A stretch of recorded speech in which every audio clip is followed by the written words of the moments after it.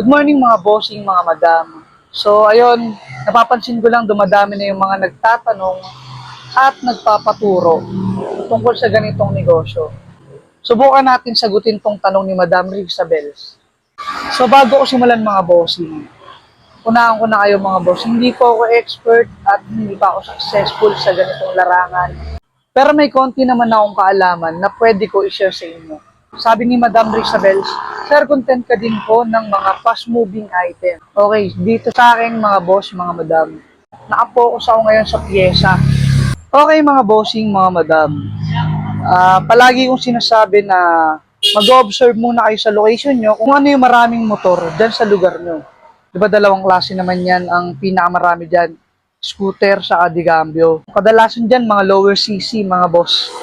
Kung sakaling gumagawa kayo or mga nakapokus kayo sa maintenance, pwede kayo dyan mag-market ng mga madalas palitan, gaya ng brake shoe, brake pad, engine oil, gear oil, mga filters, ano pa ba?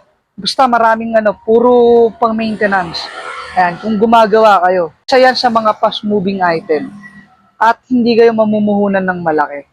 Diyan nyo na yung matututunan mga boss kung mararamdaman nyo kung ano yung mabili at kung ano yung palagi yung mga nagiging customer. So kung ganito, mga pyesa, ito mas malawak to kumpara dun sa gawaan. Kasi dito, iba't iba yan mga boss. Sa una nakakalito. For example, ang madalas hanapin pagka sa mga ganito, accessories, hindi nawawala dyan mga bossing. Handle grip, side mirrors, lever, ayan yung mga madalas footrest, yun yung mga madalas na pinapalitan na agad. Tapos suspension, so kung yung iba naman ang target market, mga bagong labas sa kasa ng motor, nagpapalagay agad sila ng top box bracket. So yan, kailangan nyo rin yan mga bossing.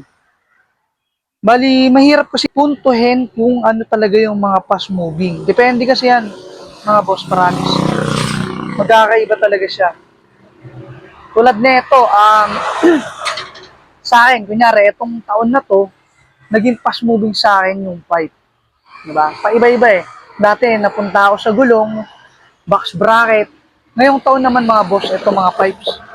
Kung makikita nyo yung TikTok shop natin, kung gaano karami yung napasold natin na pipe. So, kung sa pipe, inalam ko dito kung ano yung mga fast moving. Example na fast moving ko dito, more on scooter, gaya ng pinakamarami sa Pilipinas, yung Honda Click, Mio. Palaging ayan mga boss yung marami dito sa atin. Kahit sa sulok ng Pilipinas, ang dami yan.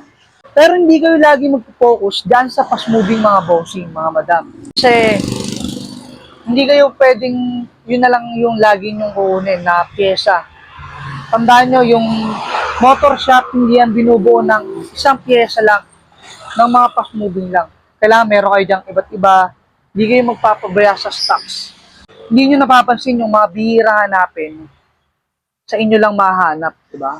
May mga ganun Kunyari, yung iba nag-focus sila sa ganito, sa ganyan. Tapos, ikaw, yung mga hindi fast moving, ikaw yung meron yan. Kailangan balance lang. Huwag kayong puro fast moving. Para pagka dumating yung araw na biglang umumal, hindi natatambak yung ano nyo doon, pera nyo doon, yung capital nyo. So, kung eto sa akin, pipes, kailangan sa suspension, hindi ako dyan magpapabaya.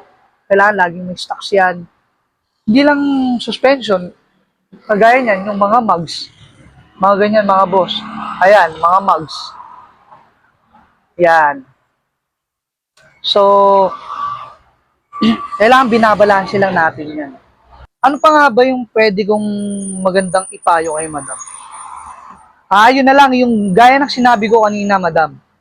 Dalawang klase yung pinakamaraming motor dito sa Pilipinas. Yun nga, yung Honda Click saka yung Mio. So, hanapin mo doon yung mga pyesa na madalas hinahanap sa'yo. For example, flat seat, suspension, ano pa ba? Mugs. Yan naman yung madalas gustong palitan ng mga customer pagka gustong magpa-pogi ng motor. Kung pang ano naman, performance naman, ayun, yung muffler, yung CVT. Ayun, isa rin yun, madam, yung CVT. sa malakas na pyesa pagdating sa performance. Aaralin mo na lang siya, madam. Bahala ka na kung paano mo siya i-market kasi kahit anong ganda ng pyesa, ng produkto, kung hindi mo siya kayang ibenta, malabo mo siya matawag na fast moving. So, ayun, madam, hindi ko na pahabain. Siguro next time pag nag-live ako, try ko yan i-topic yung mga ganyan. So, sa mga gusto magtanong, comment lang kayo mga boss, madam, subukan natin sagutin. Yun lang po.